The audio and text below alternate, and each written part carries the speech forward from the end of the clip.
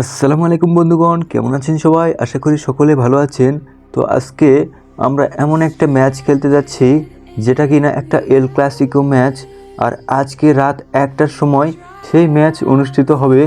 So চলেন আজকে আমরা গেমে সেই একই রকম ম্যাচ খেলতে চেষ্টা করব। আপনারা সম্পূর্ণ ভিডিওটা দেখবেন। সো ভিডিওর শুরুতে একটা লাইক করে দেন, তাহলে পরবর্তীতে আর লাইক দিতে হবে না। ওকে, আমি একটা ক্লাসিক ম্যাচ খেলবো।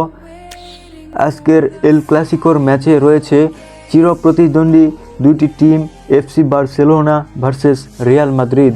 তো চলেন এই দুটো টিমকে নিয়েই আমরা এল ক্লাসিকোটা খেলে ফেলবো আজকে।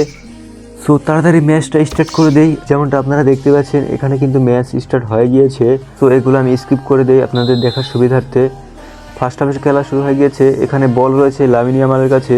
লামিন ইয়ামাল একটা বল পাস করে দিল। এখানে কাকে দেখেন, এখানে রাফিনহাকে একটা বল পাস করে দিয়েছে। রাফিনহা একটু ক্যারি করে দেখাচ্ছে।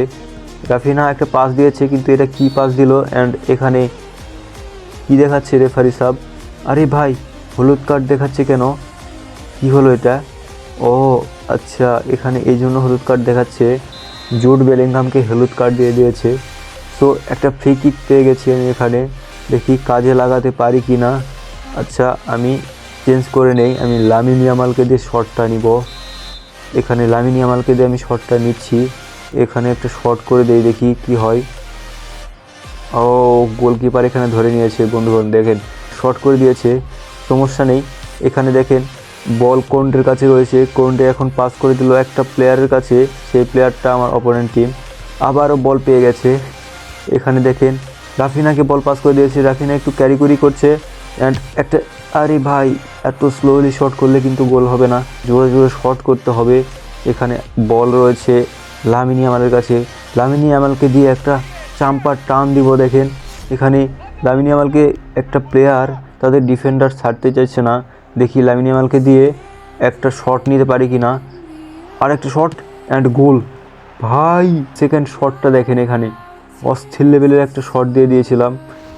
দেখেন প্রথমে একটা শট নিয়ে নিয়েছে, তাদের ডিফেন্ডারের পায়ে লেগেছে অ্যান্ড আবার শট নিয়ে নিয়েছে অ্যান্ড লামিন ইয়ামাল সেকেন্ড শটে গোলটা কমপ্লিট করে ফেলেছে। এখানে আপনারা রিপ্লেটা দেখেন, জাস্ট অসাম একটা শট নিয়ে নিয়েছিল। এখানে হাউজেনের পায়ে লেগে গিয়েছিল আর গোলটা হয়ে গিয়েছে সেকেন্ড শটের মাধ্যমে। ওকে, তো এখন তারা বল পাস করছে, আমাকে বলটা নিতে হবে তাদের কাছ থেকে। এই তো নিয়ে নিয়েছি। আমার আজকের টার্গেট হলো এল ক্লাসিকোতে 2টা গোল দিব। একটা লামিন ইয়ামালকে অলরেডি দিয়ে ফেলেছি আর রাফিনহাকে দিয়ে। এই 2টা গোল আমি যদি কমপ্লিট করতে পারি তাহলে খুব ভালো হয়। এখানে লেভানডস্কির কাছে বল, লেভানডস্কি পাস করে দিল ড্যানি অলমোর কাছে। দেখি একটু ব্যাক পাস করাতে হবে। এখানে ব্লেডের কাছে বল রয়েছে, তারপর ব্লেড পার করে দিল, ডে জংয়ের কাছে পার করে দিয়েছিল, কিন্তু ডে জং বলটা ধরতে পারেনি। এখানে আমার ডিফেন্ডাররা একটু চাপে রয়েছে। এই রিসার সাথে আমাদের হাফ টাইমের খেলা এখানেই শেষ হয়ে গিয়েছে বন্ধুগণ। স্কোরবোর্ডে লক্ষ্য করলে দেখতে পাবেন 31 মিনিটে লামিন ইয়ামাল একটা গোল করেছে। Barcelona 1, Real Madrid 0। সেকেন্ড হাফের খেলা কিন্তু শুরু হয়ে গিয়েছে। আমার সেকেন্ড হাফের একটাই আশা, একটাই ভরসা, রাফিনহাকে দিয়ে আমি গোল করাবো। রাফিনহাকে আমি খুঁজেই পাচ্ছি না। এই যে আমি লেভানডস্কির কাছে বল পার করে দিলাম। এখন লেভানডস্কিকে দিয়ে একটা রাফিনহাকে, ও ভাই, আরে একটা চান্স পেয়ে গিয়েছিলাম ভাই এখানে, কিন্তু চান্সটা কোনো কাজে লাগাতে পারলাম না। এখানে দেখেন আজকের এল ক্লাসিকোতে একটু মারামারি হলে ভালো হয়। একটা শট ভাই, ও শিট।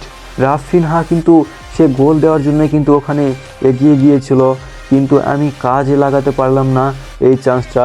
কিন্তু আমার ডিফেন্ডাররা দেখেন পাস করে দিচ্ছে। এরকম পাসই তো আমি চাই।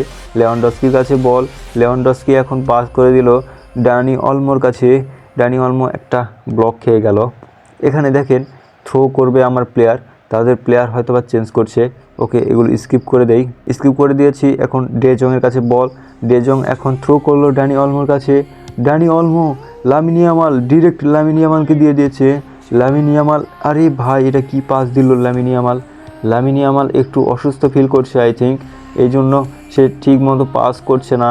এখানে পাস করার সুযোগই পাচ্ছে না সে ঠিক মতো। একটা, ভাই, এটা ব্রাহিম দিয়াস ছিল না ভাই?